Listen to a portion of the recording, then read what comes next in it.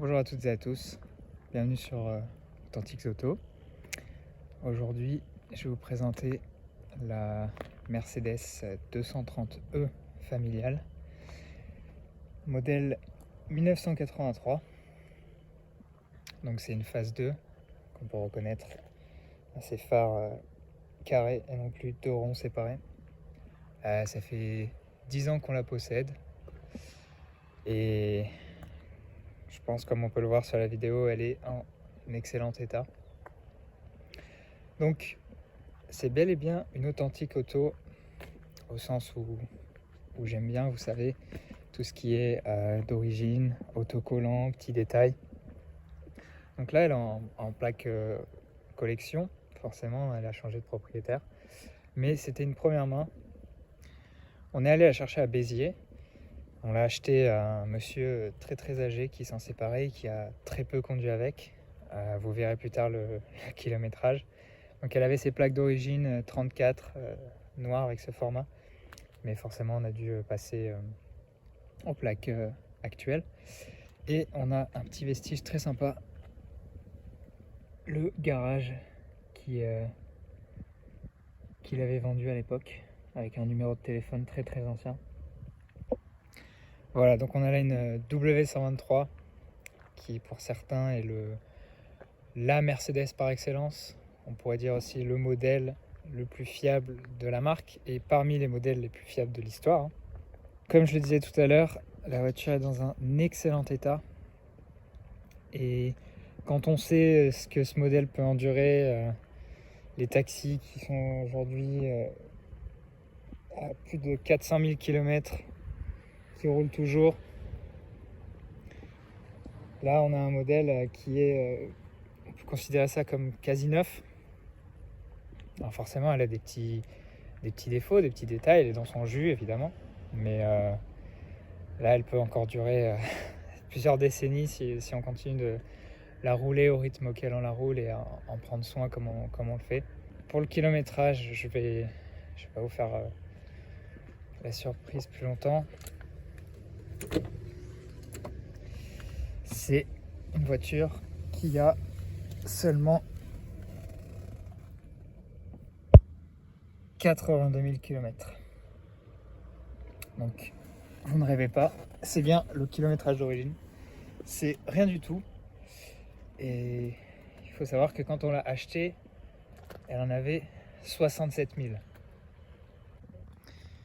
Moi, ce que je trouve vraiment magnifique et très savoureux en fait sur la W123, c'est qu'on a une époque charnière, fin des années 70, début des années 80, charnière au niveau du design des véhicules et de leurs détails. En fait, c'est la dernière génération de Mercedes à recevoir autant de chrome. Ensuite, sur les W124, on va passer à un style beaucoup plus plastique, beaucoup plus lisse. Et donc, celle-ci regorge vraiment de détails typiquement Mercedes, mais aussi typiques de son époque. Donc, évidemment, le point principal, c'est ces pare-chocs qui semblent complètement indestructibles, avec une partie caoutchouc, une partie chrome. Et en fait, ce thème caoutchouc plus chrome se retrouve tout au long de la voiture. On a ces baguettes-là, pareil, qui paraissent indestructibles et qui courent tout le long du véhicule. Un détail que j'ai remarqué aujourd'hui, alors que ça fait 10 ans que je la connais, on a également la baguette qui est présente tout le long du bas de caisse. Est-ce que c'est vraiment nécessaire ou est-ce que c'est vraiment l'obsession de Mercedes d'avoir quelque chose de protégé, solide? Mais en tout cas, ça rajoute vraiment un charme. Évidemment, les rétroviseurs, un beau bloc de chrome, pareil, entouré de caoutchouc, avec mine de rien une forme assez complexe. La vitre comme ça, intégrée avec le petit angle dans le coin. Et pareil, des rétroviseurs qui semblent indestructibles. On a ensuite un autre gimmick des années 70 qu'on ne retrouvera pas dans les années 80, c'est tout le long des vitres une gouttière de toit. Donc une vraie gouttière, hein. On voit que ici l'eau peut passer. Gouttière qui encore une fois est à la fois en plastique et en chrome. Ensuite, si on s'intéresse aux fenêtres, toutes sont entourées de chrome. de beau chrome, y compris la petite custode à l'arrière. Les poignées de porte, très simples, mais très efficaces. Et vous pouvez voir ici que le plastique n'est pas décoloré, n'est pas gris comme sur certains véhicules, il reste encore bien noir. Et ça reste fonctionnel, mais beau et très solide. Cette partie-là, intéressante sur la custode, on a cette forme purement décorative, en chrome et qui reprend la peinture, la couleur du véhicule, qui rajoute un joli petit détail. Et ensuite, évidemment, tout autour de la lunette arrière, le chrome qui continue. À l'arrière, on retrouve les pare-chocs que j'ai cités précédemment, qui semblent indestructibles. Et on constate en fait que cette ligne de plastique et de chrome court tout au long de la voiture. Et en fait, elle vient délimiter le coffre, tout simplement. C'est un design qui est très efficace, mais qui manque pas de charme. Et donc l'arrière est extrêmement bien équilibré, assez fin. Et encore une fois, on voit on sent la transition vers le design des années 80, mais on reste encore ancré dans les années 70 avec des feux longs, fins. Il y a beaucoup de finesse sur cette voiture. En parlant des feux, évidemment, les fameux feux dits anti-salissure, qui sont très propres d'ailleurs. Si on continue le tour du propriétaire et qu'on s'intéresse toujours au design extérieur, l'un des détails que je préfère sur cette voiture, ces jantes en tôle, donc c'est pas des jantes en alliage, mais qui sont particulièrement réussies parce qu'elles ont un design assez complexe finalement, avec ces petits trous chromés et le centre de la jante qui reprend la couleur de la carrosserie. Ça lui va extrêmement bien et personnellement je pense que je préfère ces jantes aux jantes alliage optionnelles qu'on retrouvait plutôt sur les modèles 6 cylindres 280. Un autre élément de détail qui me plaît, ce sont les phares jaunes, donc spécifiques au marché français. Et je ne sais pas si vous préférez les phares de la phase 1 ou de la phase 2. Donc ici, je vous rappelle, on est phase 2 en un seul bloc. Moi, je pense que je préfère ceux-ci parce qu'ils me font penser à ceux de la classe S de l'époque. Alors que la phase 1 de la W103 avait ces doubles phares ronds, c'était vraiment un design unique. Donc je pense que ces phares-là sont plus homogènes peut-être, plus modernes, mais sans être trop modernes. Ils restent quand même un peu arrondis au niveau des clignotants sur le côté. En tout cas, ça me plaît beaucoup. Et évidemment, mais j'ai pas besoin de la mentionner, la fameuse calandre Mercedes avec l'étoile qui ne bouge pas, qui est absolument magnifique et qui est vraiment la signature de toutes les Mercedes de cette époque. Bon, qui dit 80 000 km dit forcément état exceptionnel. On n'a absolument aucune rouille sur le véhicule. Tout ce qui est au niveau des trains roulants, des bas de caisse, des dessous de porte, des trous de cric, au global, voilà, on a un véhicule qui est extrêmement propre, très brillant. C'est la peinture d'origine, magnifique, et c'est parti pour durer. Alors on va passer maintenant à l'intérieur. Et comment parler d'une Mercedes des années 80 sans évoquer ses portes? Des portes qui sont simples, solides, lourdes mais pas trop, qui inspirent la confiance, qui inspirent la durée dans le temps. On a le petit accoudoir qui bougera jamais, avec les petits détails en chrome. La partie tissu, donc qui est le tissu de tout l'intérieur. Un petit bac de porte tout simple et c'est magnifique. Poignées chromées en vrai chrome, en vrai métal, qui sont super solides. Comme sur toutes les Mercedes de l'époque, le bruit de la porte quand on la ferme est très satisfaisant. Au niveau de l'intérieur, on a un tissu gris assez simple. Comme vous pouvez le voir, à part sur le côté du siège, il est en excellent état. C'est des sièges qui sont à l'ancienne, donc assez fermes avec un aspect un petit peu ressort, mais qui sont très très confortables. Vous ne pouvez pas le voir sur la vidéo, mais on a une odeur typique des Mercedes de cette époque, une odeur indescriptible mais qui est extrêmement agréable. Donc le volant que d'aucuns qualifient de volant de bus, et qui pour ma part je trouve très agréable. Effectivement très grand, mais la direction est super simple.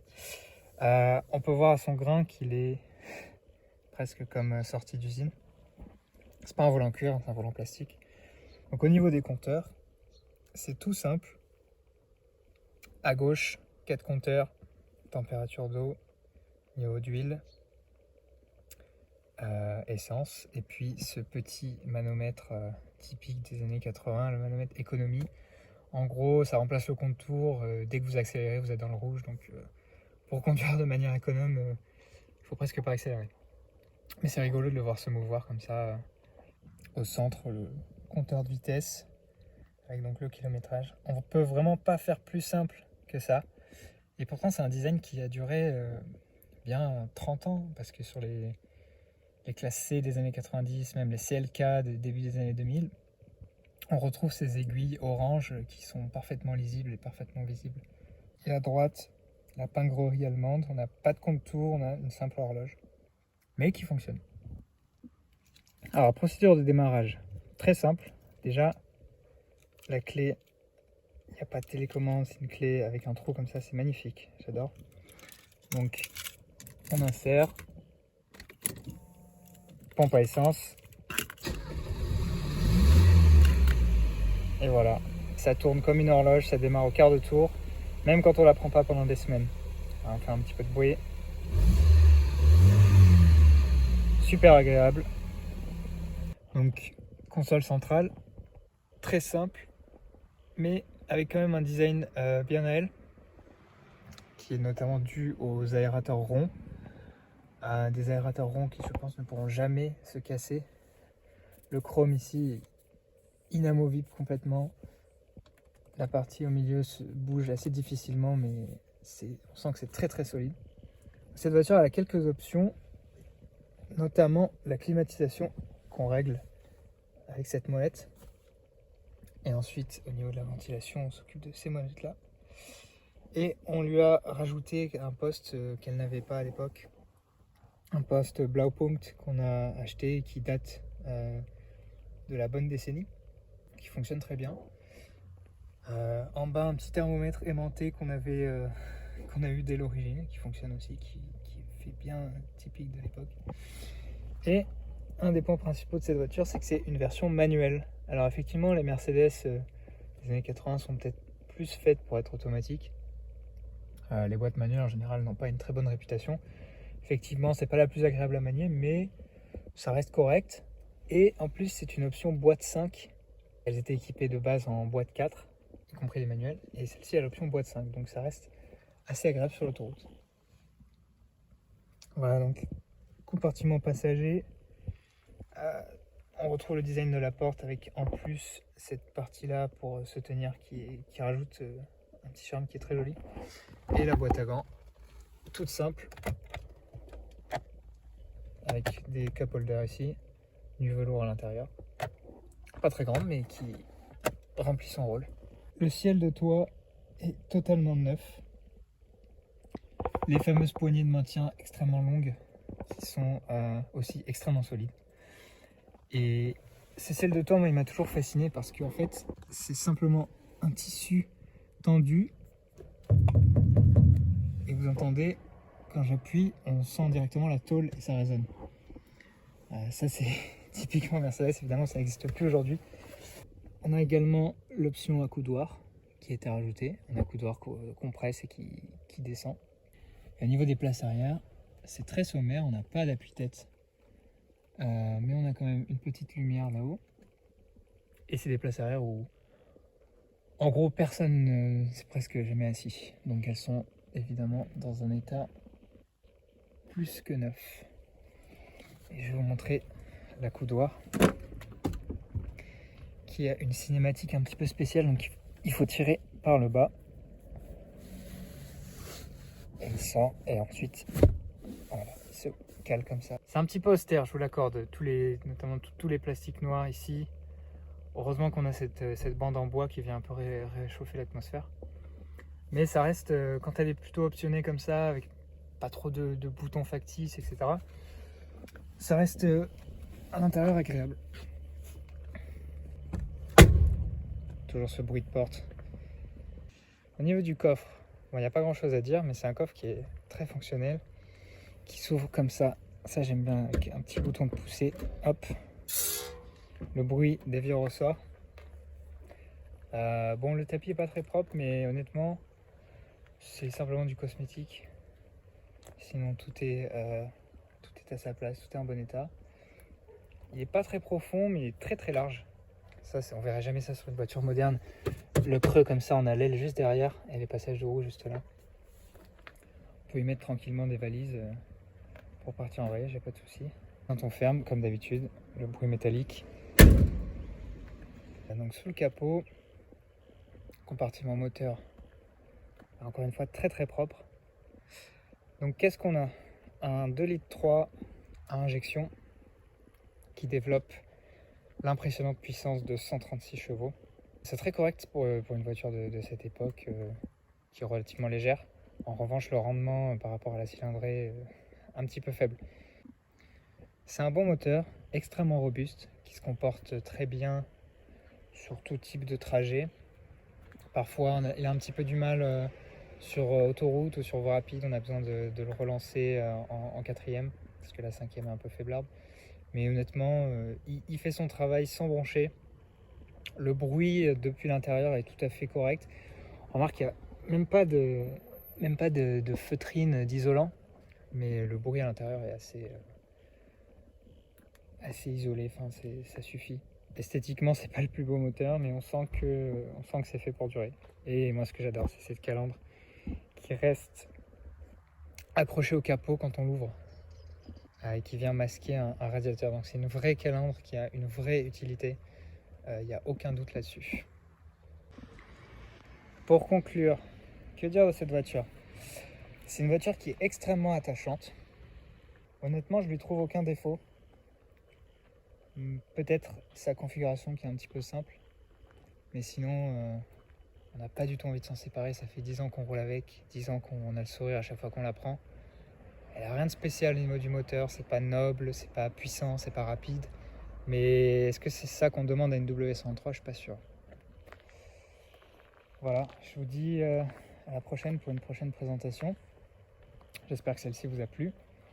Et n'hésitez pas à mettre un petit like, un petit commentaire et puis à vous abonner si vous voulez en voir plus. Allez, à bientôt.